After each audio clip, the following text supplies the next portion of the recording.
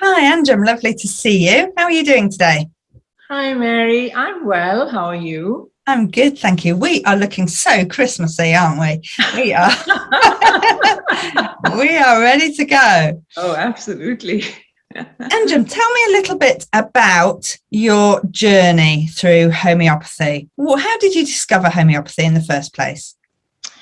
Well, I've always been interested in health, but it wasn't anything specific. And then when I was 26, I had a car accident and I was in a sandwich and I went into my steering wheel. So clearly my upper jaw and my teeth were badly affected.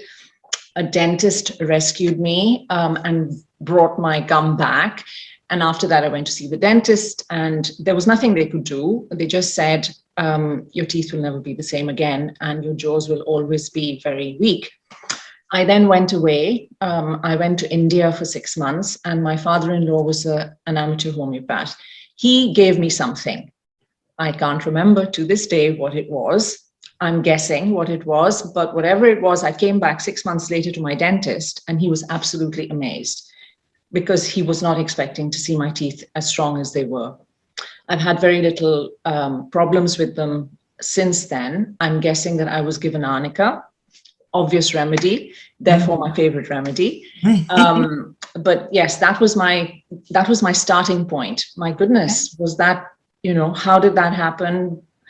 And it's never stopped. I've never stopped learning, and it has been a fascinating journey. Brilliant, brilliant. I think that's what we love about homeopathy, isn't it? Is that we actually never stop learning. There's always more for us to learn. And that's what makes it such a wonderful journey, isn't it? Absolutely, absolutely. So your love of homeopathy has just grown since then? It has. It's never stopped. I think I have thought about what I love about homeopathy, and the big thing for me is listening to people's stories. Every person that walks through the door, whether it's a real door or a virtual door, you have no idea what's coming through. And yet everyone has their own unique story to tell. And it is an absolute privilege to be able to hear it and to receive that. And yeah, that is what I love. I absolutely love hearing people's stories. Yes, yeah, absolutely. And quite often, I suppose, it might be the first time that somebody's actually talked about all of the things that they talk to us about. Yeah, I think a lot of people will not know what it's like to speak to a homeopath. And they can be very surprised at some of the questions that we ask. Yes. But we are very good listeners, and that is our job, to listen and to listen deeply, because we work in a way that nobody else works. And I guess every profession has their strengths, and ours is that we listen for things that are unique in an individual, and that helps us to find what will help them. Yes, absolutely. I love the phrase, listen with your whole body. Yeah, I couldn't agree with you more. So one of the things that I do is that I've studied the sensation method. And in the sensation method, you look at the body gestures and the hand gestures that a person makes, because the body doesn't lie. Oh, okay. Interesting. Brilliant. Yes. Yeah. Tell me a little bit more about the sensation method. So it originated in India, and it works. It's a classical way of prescribing, but what it does is that it tries to go to a very deep level, to the core of a person, and it does that by exploring what is really, really unique and different about somebody. So there are many ways that you can get to that. It can be exploring dreams and fears, which is the unconscious part of ourselves, but also through our physical symptoms.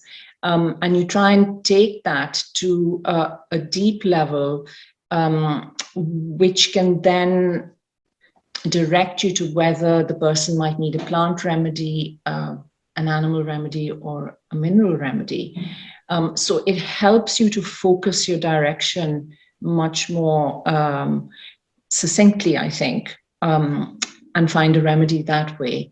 But the gestures that a person makes helps you to know where to look, because, as I said, the body doesn't lie. So when somebody expresses something with their hands, it gives you a clue as to, okay, this is really important. Okay, brilliant. And I expect that people also talk about things in a unique way themselves. So the words that they use will help point you towards a remedy? Absolutely. So expression, so I mean, whatever it is that people feel, if they come to you with depression or anxiety, it's not a label, because we will all feel that in different ways. And of course, we all have common symptoms. But the uniqueness of the individual is such that everyone will express it at a deeper level in their own unique way. And as a homeopath, that's what you're looking for. You're looking to see that, to hear that, and to feel that. And if you can access that, then that is very rewarding, because it actually helps you, it gives you the key to the remedy. Brilliant, brilliant. Okay. Tell me why Homeopathy 24/7? Why did you want to join the team? Well, it really excited me that I would have the opportunity to work with people anywhere and everywhere in the world. I mean, what an amazing opportunity that is. I live in Scotland, and so my practice has been based very much in Scotland and very local. But now I see people across the seas. It's amazing,